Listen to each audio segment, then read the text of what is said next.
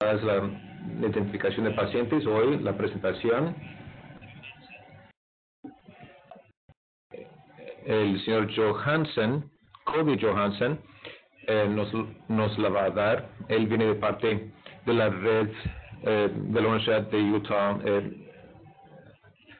Health Exchange Network. Entonces, ustedes seguramente lo conocen. Nada más quería decirles a ustedes que cuando me mudé a Utah, quedé favorablemente impresionado por la labor que él realiza para darle acceso a los pacientes, a los registros médicos y a los prestadores de servicio para que todos tengan acceso a información médica. Tiene algo que se llama el servicios médicos, servicio de información compartida, a fin de poder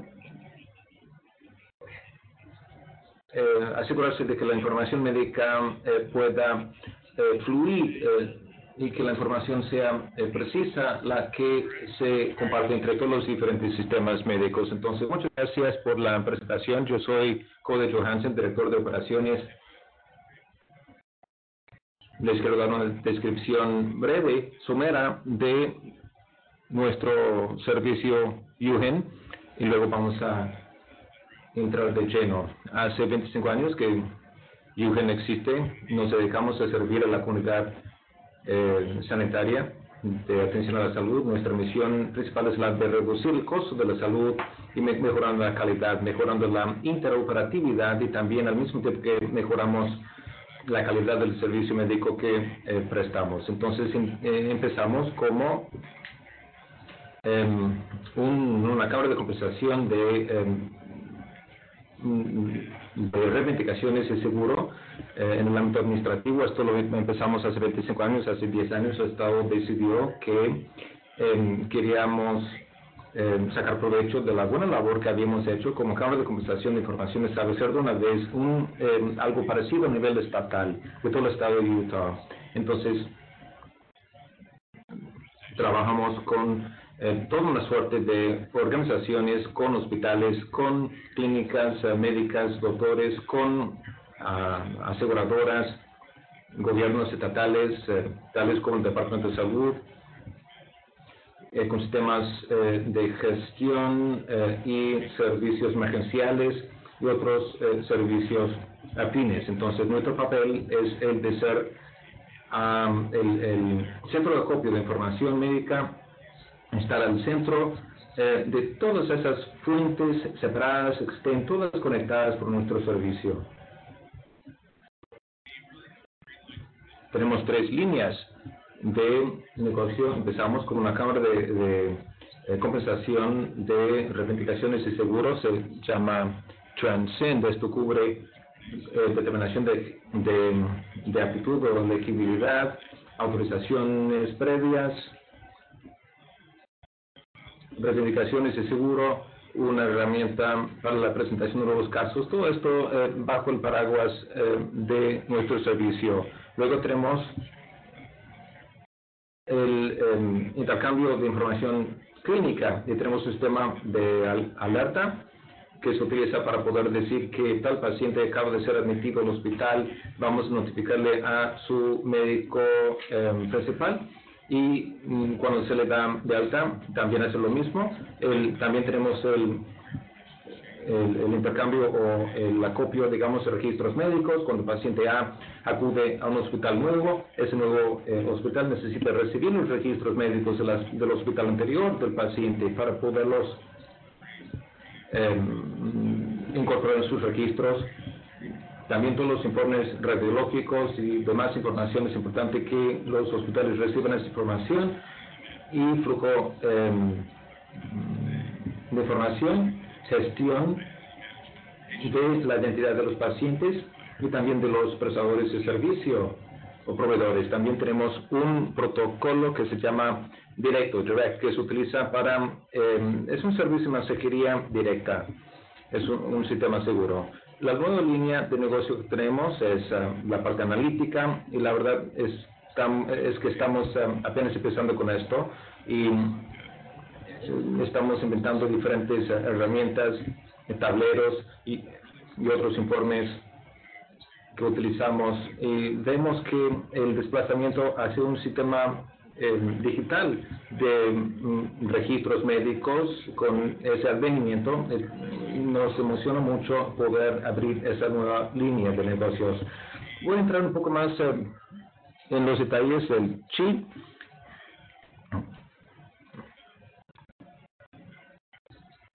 Tenemos más de 66 millones de puntos de datos dentro de nuestro sistema. Estamos interconectados con todos los hospitales y centros médicos de salud en todo el estado. Faltan pocos hospitales rurales pequeños. Estamos conectados también con una serie de clínicas y otras instalaciones médicas de salud. También tenemos otro proyecto que pone al centro al paciente. Estamos conectados con diferentes fuentes de información. Hay muchos datos que fluyen por nuestro sistema. Yo me referí a las alertas CHIE, que es una forma de saber si el paciente ha sido hospitalizado, admitido, dado de alta, transferido a otro hospital,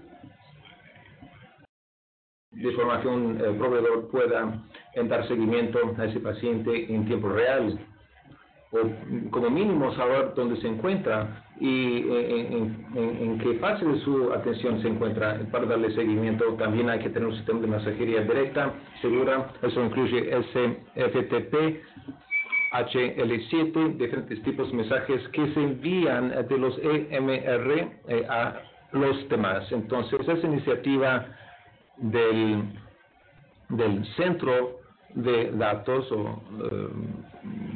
con el paciente al centro, PCDH por sus siglas. Nuestro propósito es conectarnos con los demás centros parecidos aquí en Estados Unidos. Pueden ver en el mapa los estados en azul y también en negro son los estados con los cuales tenemos una conexión completa. Azul claro son estados en los que estamos parcialmente conectados. En California, por ejemplo, estamos tratando de afianzar las conexiones que tenemos en otros estados como Alaska, Luisiana y Texas.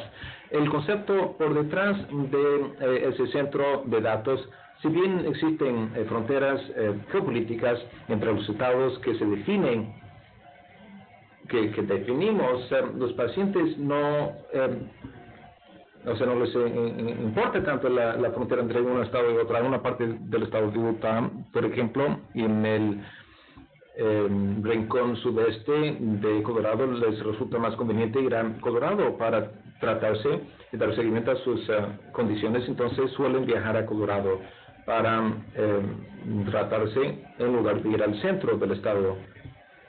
Entonces ese centro de datos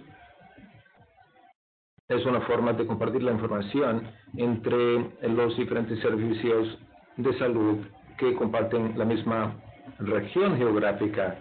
En el caso que acabo de citar, estamos conectados con el estado, Utah, con el estado de Colorado, y compartimos la información de los pacientes en función de la dirección de los pacientes. Esto nos ha ayudado bastante. La gente no se atiene a las fronteras geopolíticas para recibir su tratamiento, su atención médica. Tenemos otras bondades en ese sistema. Por ejemplo, Utah tiene un sistema de renombre de tratamiento de pacientes con cáncer, y muchos pacientes nos llegan de otros estados. Por ejemplo, Arizona tiene hospitales especializados, al igual que Nevada.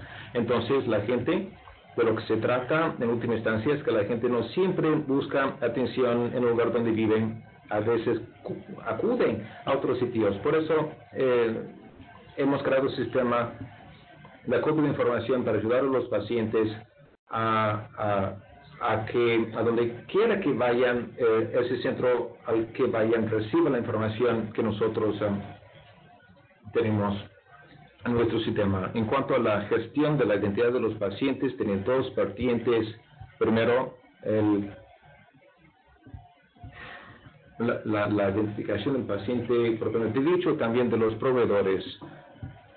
El saber que paciente A es el mismo paciente que estuvo en otro hospital la semana pasada y que ahora está en un nuevo hospital esta semana, es cotejar la información relativa a los pacientes para saber que se trata del mismo individuo. Y lo mismo se hace con los prestadores de servicio. Hay prestadores de servicio que trabajan en más de un solo lugar. Entonces, nos nutrimos de datos de la comunidad, también de bases de datos a nivel nacional para llevar a cabo y prestar esos servicios de gestión de identidad, y podemos brindar información de vuelta a aquellos que nutren nuestro sistema, nuestro índice de datos, para que puedan averiguar si hay información duplicada y resolver cualquier discrepancia o problema que tengan en su sistema. Esto nos ha ayudado sobremanera contar con esa fuente, esas conexiones entre las bases nacionales de datos, porque a veces hay fuentes de datos que no cuentan con datos completos, y el que tengan acceso a las bases nacionales les ha ayudado significativamente para poder siempre identificar al paciente.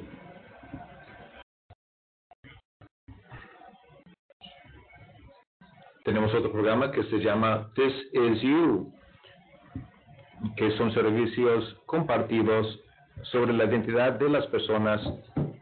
Para hacerlo, la legislatura ha autorizado al Departamento de Salud del Estado de Utah para que creen un sistema de identificación de pacientes que englobe todos los servicios sanitarios del Estado. Y a eso nos dedicamos, y ha sido el enfoque de ese programa This Is You, que son varias entidades voluntarias, partes interesadas del sector público, sector privado, que se aunan en el sistema. La Universidad de Utah y otros prestadores de servicio grandes del Estado participan, y lo que se propone con este programa This Is You es desarrollar servicios en la comunidad y alentar a que los servicios sean adoptados para en pro de la eficiencia en el manejo de los datos y la seguridad de los datos también. Esto se lo dije antes, pero repito que los servicios de identidad se proponen más que nada llevar a cabo la gestión de las identidades. Hay que tener un índice de pacientes, también de proveedores, para saber a quién le toca compartir información y con quién. Puede ser que un proveedor trabaje en un hospital y en una clínica pequeña también. Hay que saberlo y saber con quién podemos compartir la información, con la clínica o con el hospital, con ambos.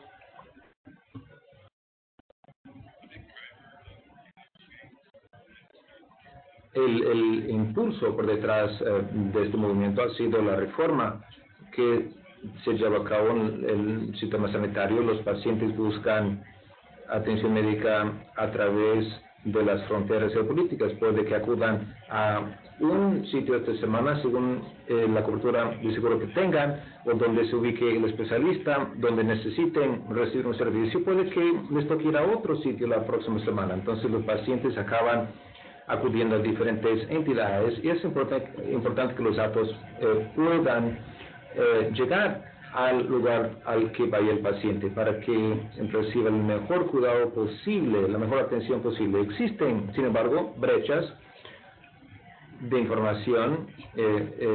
La brecha de comunicación es bastante amplia entre algunos centros, y por esto se ha tratado de mejorar la calidad, de reducir los costos, y para hacerlo hay que tener una visión de conjunto, digamos, y un enfoque a nivel comunitario para poder trabajar como comunidad para coordinar la atención médica de salud que un paciente recibe. Y esto hace imperativo que se intercambie la información. Eso es lo que impulsa y mueve ese intento por gestionar mejor los datos. Hay que automatizar también ese proceso. Hay muchas entidades que han implementado lo que llamamos EMR. Hay muchos que necesitan nutrirse de información de fuera de su sistema. Y se hace necesario que los datos sean ingresados en el punto correcto en todo ese sistema.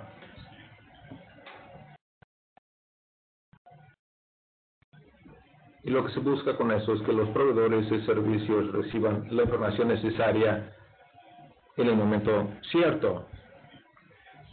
También buscamos volver más eficiente el intercambio de datos para que todas las partes interesadas puedan compartir los costos de infraestructura, de automatización y mejorar la integridad sin tener que crear sus propios sistemas únicos o aislados, autónomos. Si existe esa facilidad compartida, esto va ayuda a fortalecer el proceso de reforma, al igual que los servicios públicos, infraestructura pública. Se busca lo mismo que nosotros buscamos en el sector de salud, que haya servicios compartidos que diferentes entidades puedan utilizar, y esto siempre ayuda a reducir los costos en toda la comunidad y todos los usuarios del sistema. Les quiero dar los antecedentes de este proyecto de CSU y también sobre el proceso de reforma sanitaria en el Estado. Lo que se propone con la reforma es hacer que la atención médica ponga al paciente al centro y que sea longitudinal. Tradicionalmente el sistema lo que ha buscado hacer es resolver un problema puntual de un paciente y darle de alta y no seguirlo a través de toda su vida. Entonces, la ley de recuperación y reinversión de Estados Unidos crea fondos para la utilización de registros médicos electrónicos para mejorar la tecnología, la infraestructura de información relativa a la salud en la comunidad. Esto fue el impulso que ayudó a que mejorásemos ese proceso de reforma sanitaria, sacarla adelante. CMS también ha priorizado sus fondos en torno a los datos interorganizacionales. También es un cambio que hemos hecho con este sistema CMS. Mientras todo esto estaba sucediendo, el cambio que supuso CMS y esta nueva ley, UGEN fue designado por el Estado de Utah para fungir de centro de información, cámara de compensación de información central que pudiera facilitar todo ese intercambio de información. De ese proyecto de SU, lo cual en sí fue algo que envió la legislatura, busca ayudar a la comunidad y también se dan donativos, donaciones para erigir la infraestructura, para establecer la base, el andamiaje, digamos, para los demás servicios compartidos que se van llenando, o con los que se van llenando los huecos en el sistema. Tenemos algo que se llama financiamiento 9-10, es porque los estados ponen el 10% del dinero y el gobierno federal va a aportar el 90% de los fondos. Entonces, para cada dólar gastado por el Estado en un proyecto CMS, el gobierno federal da $9. Y esto ha sido una fuente invaluable de apoyo financiero, aunado al dinero que hemos recibido por parte de esa nueva ley federal, y va a ser nuestra fuente principal de fondos hasta el año 2021. Within the CSU project. Y volviendo al tema del proyecto de CSU, podría yo comentar mucho detalle, pero en términos generales lo importante es establecer estándares para una red abierta. Esos estándares obviamente se tienen que orientar en torno al cuidado, la calidad de la atención médica, su privacidad, la seguridad de los datos. Está pues esa igualdad, luego también el puente digital o numérico y también la plataforma colaborativa de servicios de atención médica. Todo esto hace el meollo de lo que estamos llevando a cabo en Utah y estamos sirviendo de vanguardia en ese sentido a nivel del país. Uno de los papeles que buscan desempeñar las organizaciones que participan en este ámbito es el basarse, obviamente, en los casos que se han vivido, particularmente donde se siente la necesidad justamente de mejorar una participación de red abierta y una priorización y una identificación correlacionada. Es lo que hemos estado haciendo con el Departamento de Salud de Utah, el Laboratorio de Salud Pública, los servicios humanos y también los servicios de Medicaid y Medicare llamados CMS. Todo esto es lo que arroja una idea más clara de las identidades básicas, core identities, sobre las cuales estamos queriendo fincar, y ya les diré más al respecto con otras diapositivas. ¿Qué podemos decir respecto de las organizaciones participativas y que nos han permitido ir justamente compilando estas fuentes clínicas? Está la Universidad de Utah, Intermountain Healthcare, la UHIN y sus 85 proveedores de datos clínicos, el Departamento de Salud de Utah, y luego por último obviamente el componente de donación, grant funding, que viene en esa componente 90-10, 90 por parte del gobierno federal, 10 por parte del Estado, que ofrece el sistema de seguridad social, CMS, también las organizaciones de proveedores mismos, sin hablar también de la HRQ. Entre estos últimos, los proveedores Intermountain Utah ha sido una fuente importante de dicha infraestructura.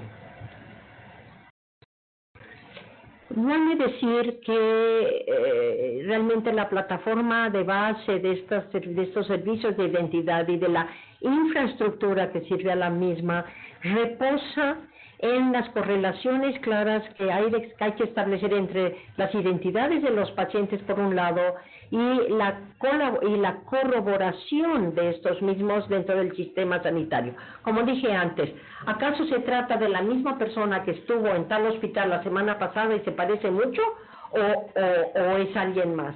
Entonces, el punto es este. Necesito saber si el paciente que tengo delante de mí es quien él o ella dice que es, o acaso es otro que se le parece, que está usando quizás un nombre semejante o cosa por el estilo. Para esto hace falta poder comprobar la identidad de esa persona. No vale decirlo, hace falta poder comprobarlo con naturalmente rastros de identificación que se hayan ubicado en los distintos sistemas. Es el paciente que creo que es y tengo los datos correspondientes a ese paciente y es el mismo del que me vienen datos en otro lugar de la semana pasada, ¿sí o no? Son preguntas puntuales que ayudan a arrojar luz en el tema fundamental de saber quién es esa persona. Luego también hace falta la conectividad entre los proveedores y el poder elaborar un directorio de preferencias al respecto. También los cuidados de atención para poder lanzar las alertas CHIE, es decir, sobre la atención clínica y las alertas informativas. Respecto de esos equipos de atención médica, es importante una vez también saber quiénes son, porque el equipo de atención médica normalmente es más que el proveedor principal, puede incluir, y como no, un pariente. No es solamente una organización o alguien profesional. Luego también está el tema del manejo de estas fichas relativas al paciente por procuración. Proxy, si yo estoy ahí como el apoderado de ese paciente que puede tener muy pocos años de edad, pues hace falta yo, Corey Johansen, entonces el que tengo que tener acceso a la información que va a incidir en ese niño o en esos niños. También quiero saber que nadie más va a venir a señalar o a tomar una decisión que no le corresponde. Como yo tampoco puedo decidir de mi primo o de mi sobrino o de nadie más, aunque alguien pueda pensar que sí, pero esas cosas tienen que quedar claras y hay que saber quién tiene la autorización para intervenir en cuanto al cuidado de ese paciente, sea de la edad que fuere, y quién no. Y luego, por último, también hay que saber con quién comparte uno esa información. Tampoco se va a lanzar al viento toda la información respecto de todos los pacientes. El tema de quién tiene derecho de conocer esa información va a depender del gerente de esa ficha, case manager, del caso. Entonces, estos son los puntos principalísimos que hemos tratado de dejar en claro en nuestro sistema This Is You. Aquí tienen ustedes una idea general de lo que entendemos, por ejemplo, por conexiones externas. Están obviamente las EIH mismas. Ya también hemos hablado del Yugen mismo, de la calidad de los proveedores, también los servicios que sirven de agentes que vinculan a distintas organizaciones, y luego acá también tenemos por abajo están los recursos de interoperabilidad compartidos a nivel estatal en el rectángulo de en la parte de abajo de la diapositiva. Así pues, y todo lo del medio están los agentes de la EIH, es decir, la evidencia, inteligencia de acción en salud. Aquí tienen una idea de cómo funciona todo esto. Aquí a la izquierda, los casos, luego vienen las distintas categorías. En cada una de estas columnas, por ejemplo, saber si sí o si no hace falta identificar con claridad quién es el paciente, si hace falta corroborar esa identificación, esto en la columna. Luego, qué se va a hacer con ese caso. En tercer lugar, son los equipos de cuidados médicos, los proxies o apoderados, etcétera. Digamos, por ejemplo, en una partida de nacimiento electrónica hace falta absolutamente tener la certeza de que esa partida de nacimiento electrónica pues corresponde al bebé que tiene uno delante o al niño que tiene uno delante. No hace falta a la fuerza toda una cantidad de información adicional. Los proveedores generalmente serían los que van a necesitarlo y son los que tendrían esa acta de nacimiento electrónica que compartir. Pero, por ejemplo, en el tema del patient proxy, es decir, el que obra en procuración por el paciente, también será necesario identificarlo. Y en cuanto a cómo se van orquestando, manejando, mejor dicho, todos estos elementos y los que puedan venir a futuro, pues es esto más o menos el mapeo general. Desde luego no voy a tomar todos los escenarios. El segundo caso US tiene que ver con el rastreo de los resultados. Ejemplo, para un recién nacido pueden haber, qué sé yo, distintos resultados de laboratorio, distintos tamizajes, distintas pruebas de laboratorio que se hayan identificado y recomendado. Pues hace falta que estén presentes y corroboradas cada una de estas 5 categorías, porque desde luego hace falta saber que el bebé en el que se está pretendiendo llevar a cabo esas pruebas pues sea el bebé correcto y no se vaya uno a equivocar. Para eso hace falta que todo tipo de procuración que exista sea la correcta y todo el equipo de atención médica esté al tanto. Es un ejemplo para que cada uno sepa cuál es el papel que le toca y saber que se está cumpliendo correctamente con ese papel. Una vez más, no hay tiempo para entrar en un exceso de detalles, pero si desean ustedes echarle un vistazo, pues creo que va a servir de hoja de ruta, como se dice a menudo hoy día. Y aquí lo tienen de una manera ya sintetizada, esta hoja de ruta en cuanto a los casos de uso y la infraestructura clave al respecto. En el 2018, por ejemplo, caso en que los registros para alguien decía tal o cual cosa, hace falta también saber dónde estuvo ese paciente anteriormente, y en los casos de uso en el 2019, hemos ido centrándonos más en algunos aspectos, por ejemplo, respecto a los servicios de apoyo de emergencia, utilizando la información que de ellos provenga, también del departamento, y luego volver con la información del departamento, volver a los del servicio de emergencia para una vez más cerciorarnos de que una cosa se compagina con la otra. Hemos hablado de rastrear los resultados.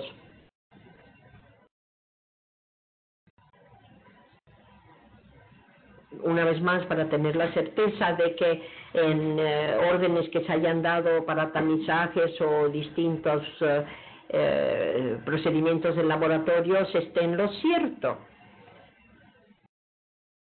Y quien viene y exige tener acceso a los records, a los registros de mis hijos, ¿qué pasa si me divorcio? ¿Y qué pasa si de repente se adoptó un niño? ¿Acaso también tengo la misma beligerancia sobre esas otras fichas? Quizás haga falta una orden adicional. Y en todos los casos hace falta, en el caso, por ejemplo, es otro rubro, de que haya peligro de que la persona se caiga, que no tenga estabilidad. En donde una caída es riesgo, hace falta señalarlo de manera muy clara, por motivos obvios. Y si hay en los puntajes que se dan, los llamados Fall Risk Scores, los puntajes de riesgo de caída, si faltan informaciones, como en todos estos otros elementos, pues hace falta buscar esa información. Bueno, espero haber dado a ojo de vuelo de pájaro una idea general. Ojalá que haya tiempo para preguntas y respuestas. Creo que sí, dice el moderador. Podemos empezar entonces.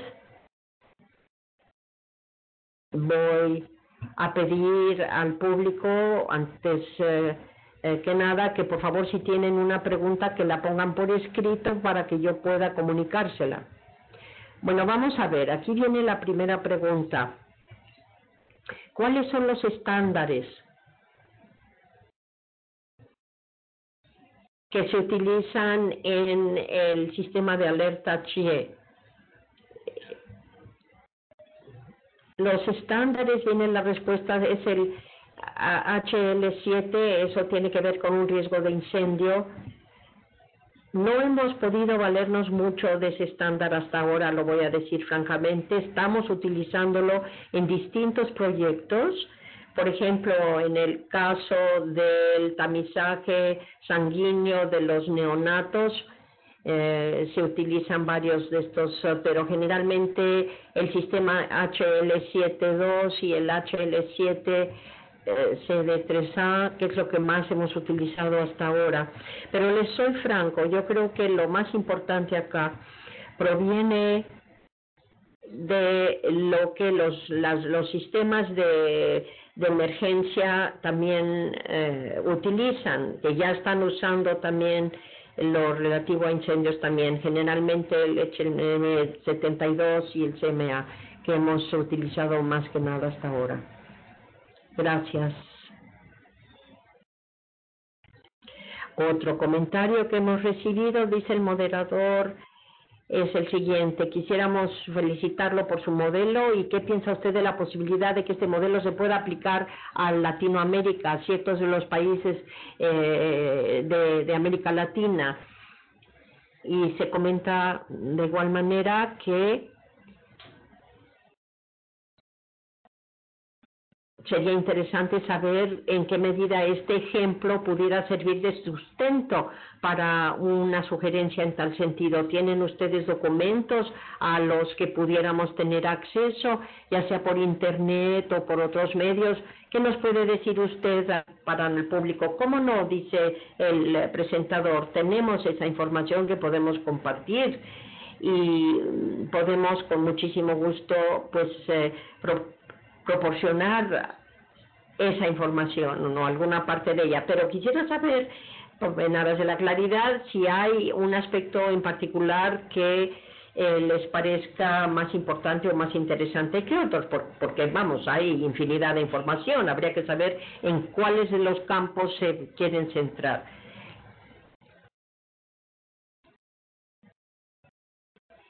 Tenemos un sitio en LinkedIn donde compartimos preguntas, así que quizás les quiero pedir al público, dice el moderador, que si tienen interés en mayor información, por favor díganos en particular qué aspectos son los que gustarían conocer mejor. Además de esto, si tiene usted información, vamos a decir, a guisa de antecedentes, que nos pudiera decir cómo surgió todo esto, de dónde viene, a quién se le ocurrió todo este sistema, quién ha sido el arquitecto, digamos, de todo este andamiaje, porque conocer su origen podría ser muy útil. Con mucho gusto lo vamos a compartir, dice el presentador. Hay mucho que compartir, desde luego, como lo quise comunicar en la presentación. Se supone, y así se nos ve, que somos, digamos, el agente de cambio de mayor confianza en la comunidad. Eso es a lo que apuntamos y la manera en que se nos ve. Así que con gusto compartiremos lo que tenemos. Otra pregunta. ¿Cómo lograron ustedes tener acceso a los datos clínicos o cómo lo hacen generalmente en Estados Unidos? ¿Acceso a registros médicos? ¿Qué experiencia tienen ustedes, quizás, dice la pregunta, en que han fracasado, en que quisieron tener acceso a los registros y no fue posible? La respuesta del presentador. Pues miren, esa primera parte de la pregunta, desde luego, señala algunos de los puntos álgidos del sistema. Las normas HL7 versión 2 o el CDA han sido muy útiles y generalmente en base a ello inmediatamente pasamos el mensaje o la solicitud a los sistemas de emergencia médica, o nos valemos de algunos de los protocolos, como por ejemplo el intercambio de información por apoyo electrónico, eHealth Exchange, que a su vez utiliza otro grupo, la integración de datos de salud a la IHE, que se ocupa de eso. Pero generalmente todo esto se basa en la HL7 3DA. Y eso es lo que nos ha servido de plataforma justamente con los centros de medicina de emergencia o de urgencias. Esto nos permite seguir dentro de nuestro sistema y no tener que ir a buscarlo, la información que recabamos fuera del sistema. Creo que también se me preguntó qué puedo decir cuando hemos fracasado en tal intento. Pues desde luego que han habido casos en que hemos fracasado en el intento de recabar esa información, y para serles franco, creo que son tres los motivos de dichos fracasos. En primer lugar, puede ser que el sistema electrónico para lograr esa información médica sencillamente no está disponible porque el sistema mismo no fue creado para poder compartir. Entonces se le está pidiendo peras al olmo. El sistema no sirve porque no fue creado para servir, para compartir esa información. Eso es quizás una primera fuente de fracaso. Segundo punto de posible fracaso tiene que ver con inquietudes que tienen que ver con la privacidad de los pacientes. Tenemos un reglamento muy claro, un marco legal que especifica con lujo de detalle qué es lo que se puede compartir y qué no, que es privado de tal o cual paciente. Entonces, de repente, el que se nos pida compartir y lanzar las cosas a los cuatro vientos, donde no sabemos qué van a hacer esas otras agencias con esa información antes muy privada, pues es algo nuevo para nosotros, que también crea problemas. Y en tercer lugar, a veces hay, francamente, problemas de competitividad. La gente no quiere soltar lo suyo porque entienden que eso es lo que los hace especiales. Entonces, lo último que quieren hacer es compartir una información con otra agencia o con una tercera parte que a juicio del primer grupo puede restarles brío o peso a ese primer grupo. Entonces eso suscita obviamente otro tipo de barrera, y creo que todas estas tres barreras no son inamovibles. Las cosas están cambiando aquí en Estados Unidos. El poder compartir la información con más fluidez se está dando. También es cierto que hay sanciones que se han establecido. No se puede compartir a tontas y a locas cualquier cosa, y si se hace en desmedro de lo que está establecido, pues se incurre en sanciones necesarias. Gracias. La otra pregunta es, ¿qué es la información a la que los pacientes pueden tener acceso? La información a la que los pacientes acceden, ahora tenemos un portal para los pacientes. Básicamente se les permite entrar y ver toda la información que cualquier clínico pudiera ver. De la perspectiva de un clínico pueden hacer una búsqueda en función de los individuos y ver información relativa a diferentes pacientes. El paciente obviamente solo puede ver su propia información o información de alguien sobre el que tenga una procuración. Entonces, la información que se tenga en el sistema es la misma que puede ver el paciente y el clínico. También los servicios emergenciales tienen acceso a esos datos. Es una conexión que tienen únicamente con esa organización. Toda la información existente se le puede acceder. Entonces, resultados de pruebas de laboratorio, ensayos de laboratorio, notas clínicas, datos clínicos y otra información. Así es que toda la información a la que tienen acceso los proveedores, el paciente también tiene acceso, ¿cierto? Tengo otra pregunta aquí, que dice que cuando un paciente va a urgencias,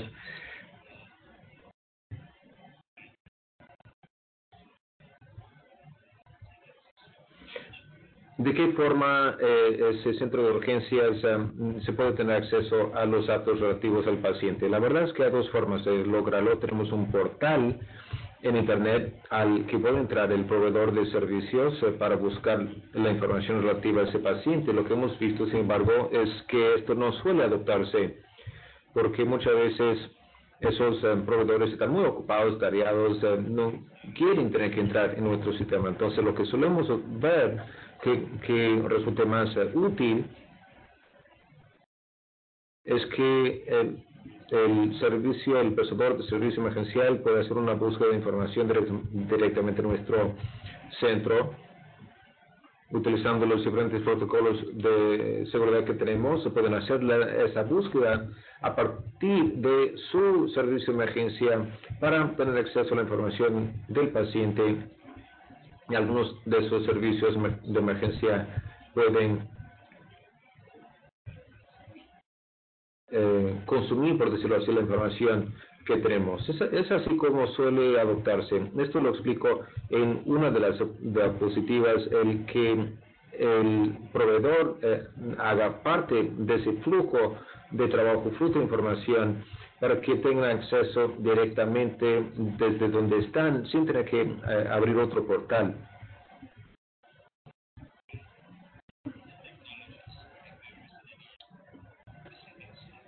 ¿Qué otra tecnología utilizan? ¿Acaso algún tipo de software específico para copiar la información?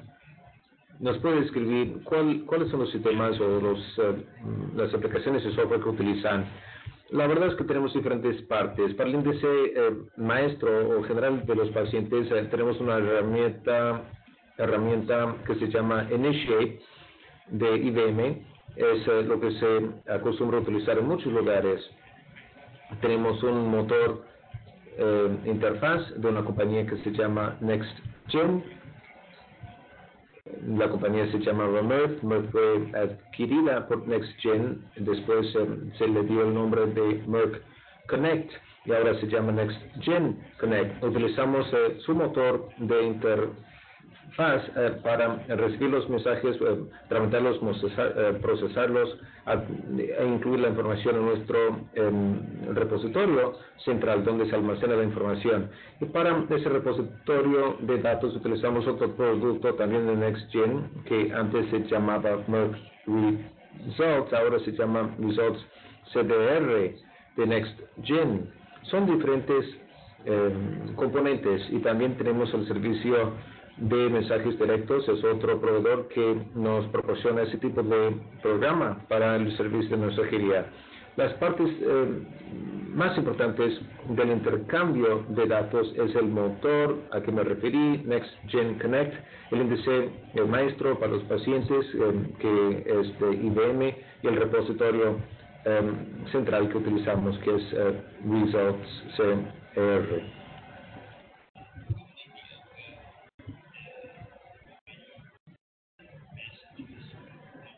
¿Tiene alguna idea de cuántos documentos o mensajes reciben diariamente? La verdad es que nos cuesta decir exactamente, pero en cuanto a los documentos clínicos que recibimos, suele ser cerca de 50,000 al mes que se intercambian y esto va a aumentar a medida que vayamos incorporando otras entidades. 50,000 al mes más o menos por día. Acostumbramos recibir de cerca de 100,000 a 200 o 300,000 mensajes a diario.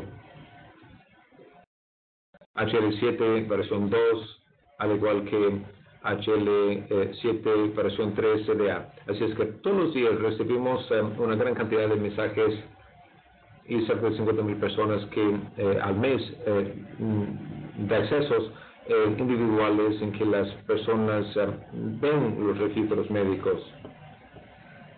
Una última pregunta, por ahora por lo menos.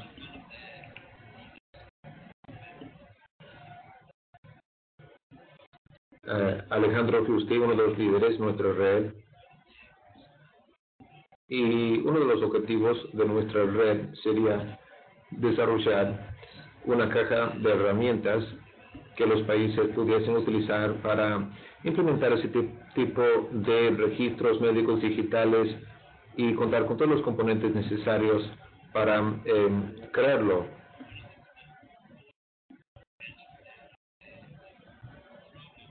Uno de los problemas en potencia que hemos identificado, las diferentes dificultades o desafíos que pueden surgir a la hora de lidiar con ese tipo de sistema.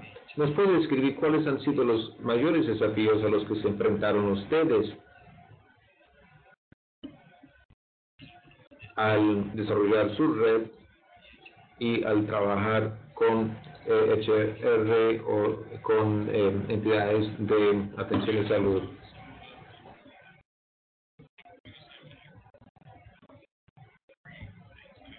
Las tres cosas que yo mencioné antes son las mismas que vienen en el caso ahora. El por qué no recibimos datos oportunamente a veces. Hay tres motivos que mencioné. Primero, el servicio de emergencia no tenía cómo hacerlo. Por algún motivo técnico su sistema no apoyaba y no se comunicaba con nuestro sistema. Gran parte de esto ya se ha resuelto. Y luego tenemos las inquietudes en torno a la privacidad y seguridad de la información de los pacientes cuando el paciente no sabe con quién compartir su información. Y luego la cuestión de el lado empresarial, digamos, no querer compartir información con los competidores de uno. Son los mayores obstáculos a los que nos hemos enfrentado al desarrollar nuestra red y tratar de que las personas se dispongan a colaborar con nosotros. Otra cosa importante, a mi juicio, es que hay cierta limitación en cuanto a recursos disponibles. Con eso quiero decir que todas las organizaciones con las que trabajamos cuentan con sus propios procesos y trámites internos y problemas que resolver y proyectos que están llevando a cabo. Entonces, ese sistema de intercambio de información suele ser lo segundo, digamos, en su jerarquía de prioridades. Se ocupan de lo esencial primero y luego piensan en algún tipo de sistema de intercambio de información, porque necesitan primero intercambiar información dentro, o sea, intramuros, antes de ocuparse de hacerlo con otras entidades fuera de la suya. Entonces, es una cuestión de limitaciones en cuanto a recursos, tiempo, dinero, para interconectarse con instituciones fuera de su propia y para hacer las conexiones con esos registros médicos. A veces no dan abasto para hacerlo y tenemos que, por ejemplo, esperar un par de meses para que alguien pueda ocuparse plenamente de esa cuestión. Aparte de los obstáculos principales que ya mencioné, el cuarto sería eso que digo, las limitaciones en cuanto a recursos disponibles para hacerlo, qué es lo que priorizan. Entonces, esto aquí se trata de algo externo a la organización y por ese motivo nunca va a ser la primera prioridad. ¿Y qué tal la cuestión de confidencialidad? ¿Y cuál es el mecanismo para brindar acceso a alguien? Si un paciente, por ejemplo, es reacio a compartir información con un proveedor determinado, ¿cómo lidian con esto? La postura que hemos adoptado es que es todo nada. Sería muy complicado poder decir, por un lado, ese paciente no quiere compartir información con un proveedor determinado, con una persona determinada. Entonces, lo que hemos hecho es adoptar una postura de todo o nada. O toda la información se comparte y pues, existe la posibilidad de que cualquiera tenga acceso a su información, o uno dice que no quiere que nadie tenga acceso a su información. Entonces es sí o no, todo o nada, o comparto o no comparto mi información. Hemos tenido que adoptar esa postura, ese abordaje, porque de lo contrario sería demasiado difícil lidiar con todas las vicisitudes, la confidencialidad, la privacidad de compartir con un médico, no con los demás. Y eso seguramente ha sido uno de los obstáculos más importantes, el ganarnos la confianza de las personas. Y una forma de superar ese obstáculo es especificar algunos casos de uso específicos en que podemos tener acceso a la información, y si no es uno de esos casos específicos, entonces la información no será compartida. Un médico legista quiere tener acceso tener acceso a registros médicos para mejorar su determinación de la causa de la muerte, y esto, como no está cubierto por los reglamentos HIPAA, tuvimos que acudir a nuestro directorio a que aprobasen un uso adicional a los ya aprobados. O sea, bajo qué condiciones se permite a un médico legista acceder a información. Y también dimos la opción a las fuentes de información la facultad de decir que no quieren compartir su información. Hay muchas piezas, componentes diferentes en lo que es la definición de cuándo se puede o no negar acceso a la información o brindarla, y no dar demasiada opción, digamos, al grado de poder especificar que quiero compartir información con un proveedor y no con otro proveedor, y decirles de plano que es todo o nada. Tengo dos preguntas más y creo que tendremos que concluir porque se nos acaba el tiempo. Son preguntas importantes, entonces, si me permite, voy a ver si usted me las puede contestar. Primero, creo que esto marca una gran diferencia respecto a los demás países.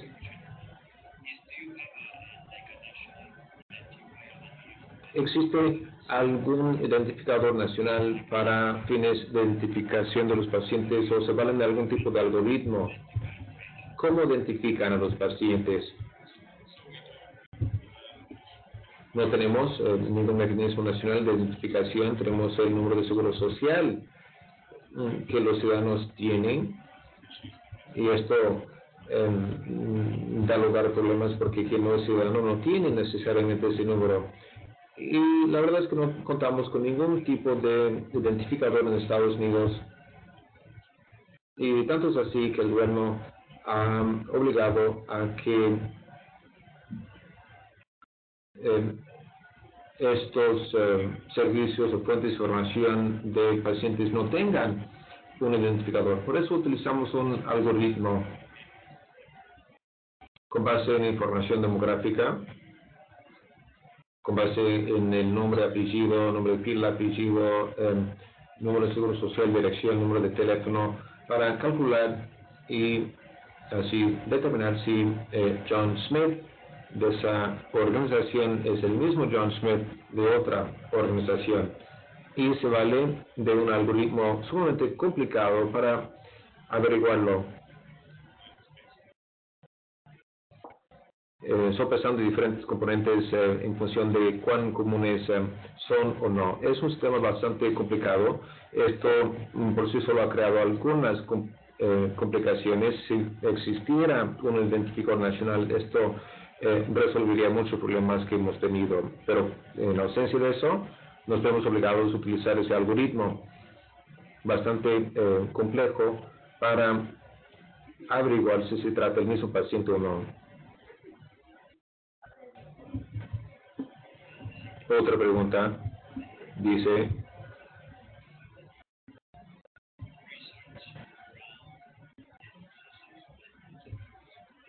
si se puede hacer investigación en torno a estas cuestiones o de toda una familia, por ejemplo, si cuenta con información sobre algunos miembros de una familia, personas que han buscado asistencia de algún proveedor de emergencia, se puede hacer investigación con base en la información para saber si varias personas pertenecen a la misma familia. Bueno, teóricamente podremos hacerlo. La verdad es que no creo que lo hayamos hecho. Hace 10 años que existe ese sistema EIH. Solo en los últimos 3 o 4 años es que hemos logrado conectar las diferentes fuentes de datos y todavía estamos tratando de sacarle provecho del todo. Teóricamente, como los pacientes están en el sistema, se supone que podremos identificar parentesco o relaciones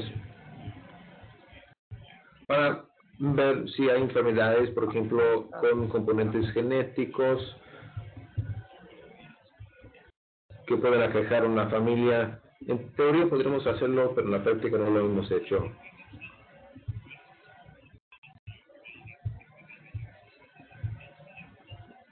Hay algunas preguntas aquí en cuanto a si tenemos acceso a los documentos que ustedes nos han enseñado. Si nos puede facilitar la información, yo me ocupo de distribuirla a nuestra red.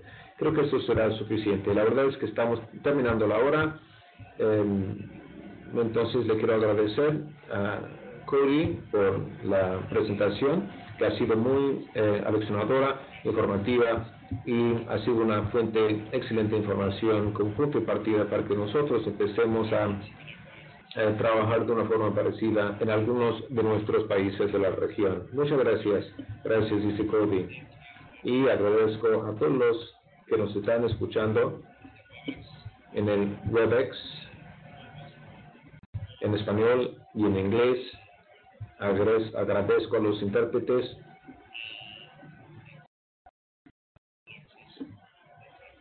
Y agradezco a todo el equipo de Relaxis.